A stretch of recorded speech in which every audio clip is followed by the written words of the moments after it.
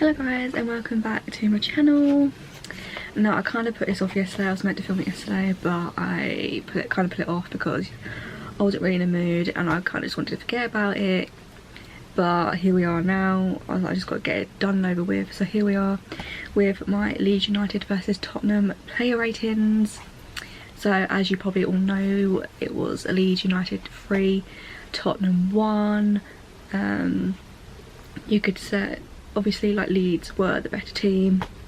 I can admit that, you know, over like throughout the 90 minutes they were the better team.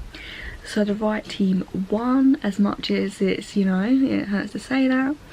There were a few good performances. Obviously we're going to get into it, but overall not so good. Just a lot of like mistakes and basically what we know already. Let me know your play ratings in the comments, and if you agree with mine, let me know, and if you don't agree with them, then that's, you know, let me know why. Obviously the performance was pretty bad on the most part. A few positive for some players, but overall just a complete utter mess. And yeah, if you do enjoy this video, smash a big thumbs up, subscribe if you haven't already, and yeah, let's just get into the play ratings. So starting off with Hugo Lloris, I gave Lloris an 8. Obviously he was probably one of the best players on the pitch that day. Clearances made 3 out of 3. His distribution was really pretty good. I think it was like 6 out of 8. He obviously made some important saves which kicked us in the game. There was like 5 saves that he made, and most of them were like outstanding saves, so he kept us in the game.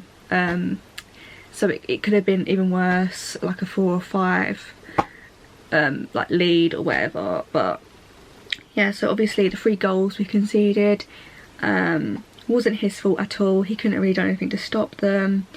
If we go through them, like the first goal conceded, obviously Lloris done extremely well to stop it being an own goal from like Sergio Regulon, and obviously there's no way he could have stopped the rebound. Like, there's no chance. I don't think any goalkeeper would have stopped that. It was just kicked.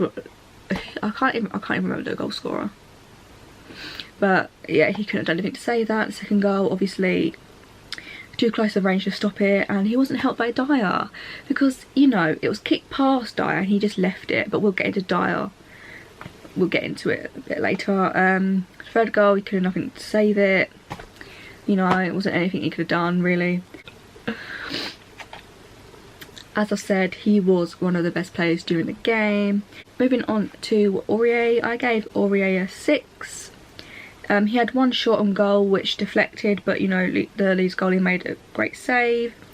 His pass completely rate 77.1%. I mean, it's okay, it's not great, but yeah. Obviously, goal 0, assist 0. Chances created 0. Take-ons 1 out of 2. He made 9 ball recoveries, which I think was one of the most on the pitch. He got dispossessed 3 times, not too many. Aerial duels in like the attack, he didn't make any. He tried to make 1 cross, didn't really work. For like a right back, you need that crossing ability, which he just didn't have, and he tried once. I think that's pretty bad for like throughout the whole 90 minutes. You just put in, like, try and put 1 cross, but it doesn't work, come off. Obviously tackles 3 out of 3, not many tackles, but the tackles he did make, he won. 1 interception, he could have made a lot more, to be honest. The amount of shots that Leeds had on our goal, he definitely could have made more than 1 interception. Blocks 0, and he made 4 out of 4 clearances, so he done well there. His aerial duels in defence 2 out of 2, so you have to say he was pretty strong in the air, and he made a few important defensive contributions.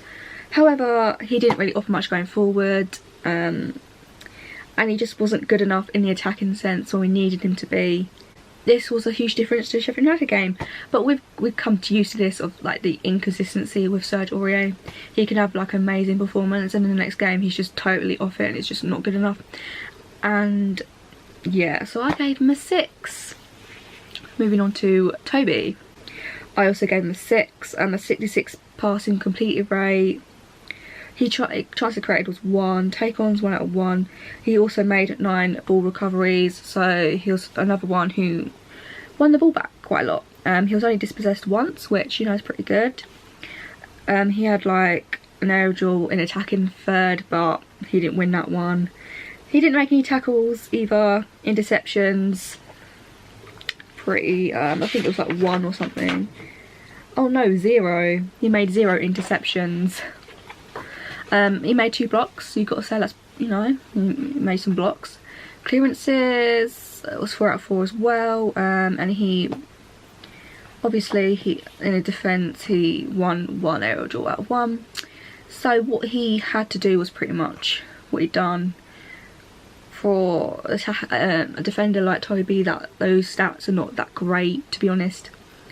I think the amount, again, also same as Serge Aurier, the amount of shots Leeds had on a goal, you're probably expecting a lot more. And especially on that second goal, when it's like 4 defenders just standing there and not doing anything, that's when you know there's a problem in the defence. Clear these lines when needed, you know, however he struggled to keep the Leeds attackers quiet throughout the game. From those stats, you can clearly see that. It was a very average display from Toby defensively. Wasn't commanding at all and didn't put his body in line to stop the Leeds attackers. And not completing any tackles proves how much he was suffering from the pressure Leeds were putting him under. He could have done more with 3 poor goals conceded, especially just standing there for the second one. Obviously, overall didn't offer much attack when normally he does those pings over the top. And yeah, I'd say it's just a very much average display from Toby and not good enough, obviously. So yeah, he got a 6 from me. Moving on to Dyer. He also got a 6. A 77.8 passes completed rate. Take-ons in attack 0 out of 0. He made 6 ball recoveries, not as much as Toby and Serge, but in the right amount. He didn't get dispossessed once, which I'd say is pretty good. Aerial duels in attack 1 out of 3, not the best, you have to say. 2 out of 2 tackles, 1 interception, 0 blocks, clearances 2 out of 2. He wasn't very good in the air for the aerial duels in defence. 1 out of 3. It's not good enough. He has to take huge responsibility for that second goal. He had a chance to clear the ball, but instead he just left it to roll past him, allowing Patrick Bamford to score. I think he was probably the worst of the 2 centre-backs, even though they got the same rating, 6. But, yeah. I think it was just a lack of concentration that tips it from him to being the worst. Wasn't aggressive at all, really. He just allowed Leeds way too much space to get shots off. Should have completed for a lot more tackles and got blocks in. I mean, he carried the ball forward a couple of times, but that came to nothing, as it looked like he ran out of ideas once he got into the final third. And it was very lacklustre, which we've come to find is a common theme with Eric Dyer most of the time. Some games he can be good, but most of the time not good enough. Now we're moving on to Regulon. I feel like this could be really harsh, and people probably think it's really harsh with the rating I've given him. I've given him a 4. 60% completed passes rate, 0 chances created. Take-ons, didn't win one, he got like 0 out of 1. Ball recoveries, 6, so you know, dispossessed 0. Aerial defence, 0 out of 1. Interception 0, blocks 0. Clearances 1. Aerial duels none. So from those stats, you could say he had a pretty terrible game. Almost scored an own goal. It wasn't convincing at the back. I just noticed him ball watching too many times.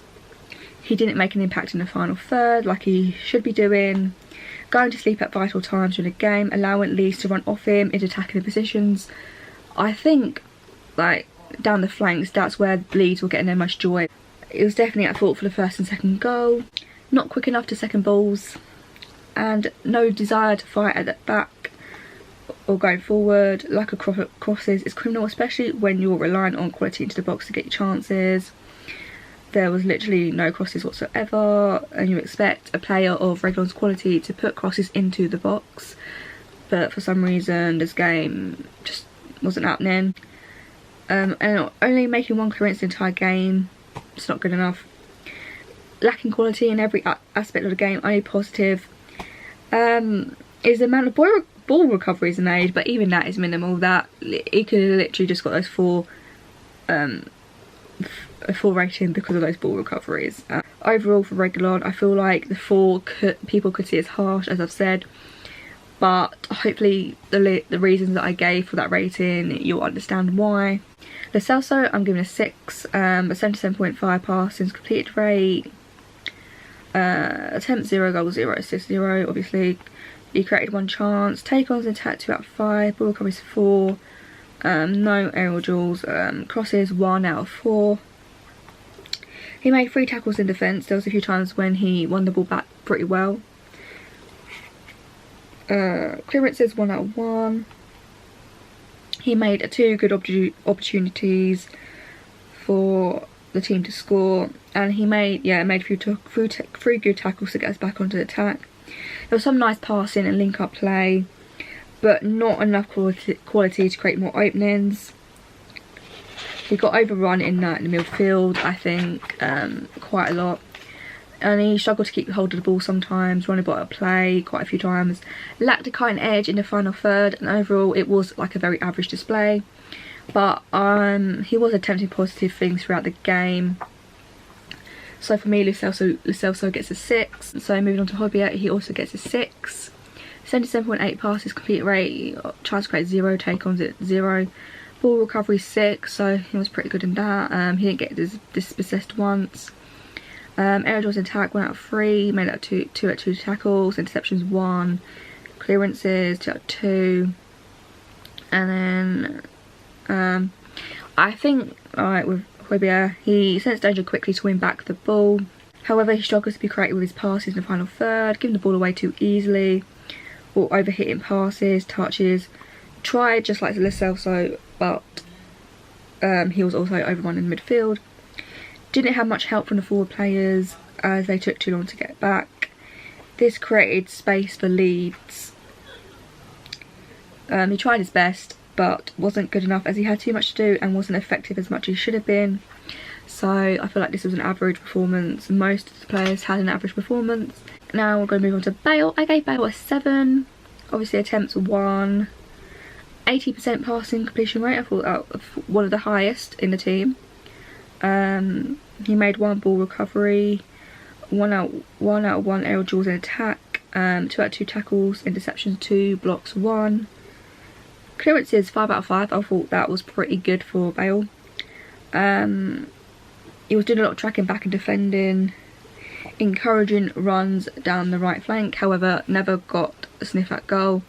Disappointingly, wasn't involved in a lot going forward and couldn't really get into the game. I didn't really see him that much from what I watched. He was kept quiet for most of the game and couldn't change the momentum of the game. I think Leeds defended Bale really well, so Bale didn't have much luck trying to create positive moments, but the whole team lacked the quality needed. So I don't think it was just Bale by himself. I think just the whole team just wasn't good enough on the day. So yeah, Bale got a 7 from me. We're going to move on to Dele. I gave Dele an 8. I definitely think he was one of the most impressive players and the most, probably one of the best attackers on the night. 2 attempts, 1 assist for Son's goal, and he had an 89.5 passes completion rate. I think that was the highest. So I think that's the highest. Obviously he created 2 chances. Ball recovery 6, dispossessed twice. He was always looking to create chances. And obviously he got that good assist for Son goal. He should have had another assist. We'll just say that. He should, yeah, for Kane's goal, which I've looked at the image so many times, I still don't understand how you could say Kane was offside. So Dele Alli should have got 2 assists and Kane should have got a goal, and then at 2-1 it could be a completely different game. Because at 1-1 we'll get him back into it. I think we became the most likely team to score. We did, but then it got wrongly disallowed and it's just frustrating. But we'll get into that a bit later. Showing signs of coming back into form. I think all he needs is a run of games, even though we are coming to the end of the season, so a run of games is not really likely to happen now. I feel like the team were playing deep in their own half, so maybe that was why he was a bit quieter. He contributed well defensively, and it was a more positive performance, a more Daly-like performance that we would have wanted from Daly reset throughout the season. So moving on to Son, I also gave Son an 8, 3 attempts, 1 goal, an 85.2% passes completion rate. Chances created 2, take-ons 1 out of 3. So he didn't make too many ball recoveries too. He got to the best 4 times. Tackles to 2. He was a constant threat for the Leeds backline, running at them and winning a few fouls. Took his goal well, however wasn't clinical enough for the rest of the game, like hitting that side netting on that chance. I definitely think if that went in, we could have won the game, because I feel like 2-2 changes everything. Though what I did notice was he was not good in the air. When trying to win possession, he got beaten way too easily, and I think Sonny is not very good in the air anyways, but this game's just really noticeable. He also is not quick enough to second balls, which you don't really associate with Son because of his pace, but just for some reason he was. He showed his quality at times throughout the game, but overall not Son's best performance. As in the first half, he did get caught not tracking back quite a few times. And against a team like Leeds, you need to be fast going forward and back. On the day, he was one of the bright sparks, even though he was not clinical enough, but overall a decent performance from Sonny. Okay, now moving on to the last of the starting 11.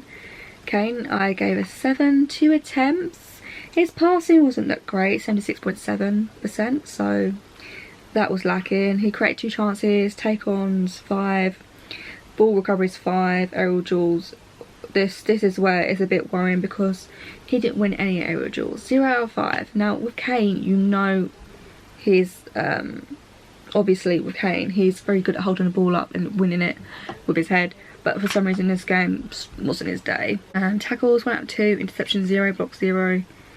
Obviously a goal wrongly ruled out for offside, as I've mentioned. There's no chance Kane was offside. He was onside. It was clear as day, and I don't know what they were looking at to see that he was offside. Literally both of their foots were on that, like, behind that line, so I don't get it. So he made a couple of decent chances, hitting that bar from a free kick. He was unlucky not to score there. However, he did lack the cutting edge for most of the game. He hasn't been himself for the past few games, but I think like he always gives his 100% commitment to the team. As I said, lack quality in the air. Overall, it was a decent performance, but not his best. So Kane got a 7 for that. So we're going to move on to subs. So Lamela, Mora and Doble came on. Obviously I gave Lamela a 5 and Mora a 5. Lamela really came on 2 attempts. There's 1 on target. Couple of shots, but didn't do enough to get a goal. I feel like he ran a lot, but lacked quality to find the right pass and move forward with the ball. However, he did try his best to create something, but it just wasn't good enough. I think he tried a Rabona, which I don't even know why he did that, because like when you're chasing a game, keep it basic. Don't try and do these like tricks, and it's like it's not the time, you know. Do that when you're like, I don't know, winning, not when you're losing. It just, yeah. So 5. Mora again at 5. Obviously there was a lot of dribbles going on in there, but the first thing he did, what did he do? He gave away 2 fouls, which I'm sorry, we're trying to get goal and you're giving away fouls. Even though we were attacking and he had the ball, so that just wasted those opportunities. He also did pose a threat, but not really enough to get a goal. So I feel like it was more of a hindrance than a help, which is, you don't want that when you're trying to bring these players on to get you a goal. It just didn't work. And Ndombele, he came on for like the last 10 minutes. I didn't give him a rating just because there wasn't enough time to change the game. I feel like he provided stability in the midfield and kept the ball well, but the game was dead by the time he came on anyways. Tried his best, but obviously wasn't enough to create an opening, but it was good to see him back on the pitch. Hopefully he plays a bit more in these last 3 games we have. So we're going to move on to Ryan Mason, and I gave Ryan Mason a 5. The good team selection, I didn't have a problem with the lineup, no problem whatsoever. I feel like the subs maybe should have been made earlier, and I feel like NWA should have been the first sub in my opinion, because I feel like he's one of the only players that can like keep hold of the ball and, you know, keep hold of the ball and people won't find it easy to get it off him, whereas other players not so much. Obviously he set up the team attacking, which left us quite open, but I feel like that's what people want. They want to see attacking football, and we know with our defence we're gonna be left open. Like it's just inevitable really. Overall just not good enough, and obviously top 4 is gone now with Chelsea winning, Liverpool winning, obviously West Ham lost, but overall I feel like, yeah, just top 4 is gone. I think all we can do now is just win our final 3 games, which I'm not entirely confident we will do that, but that's what we got to do. We just got to win our final 3 games and just see where we are left, and then yeah, we have a big summer ahead of us. Who knows what's going to happen with all that, but that is obviously my player ratings.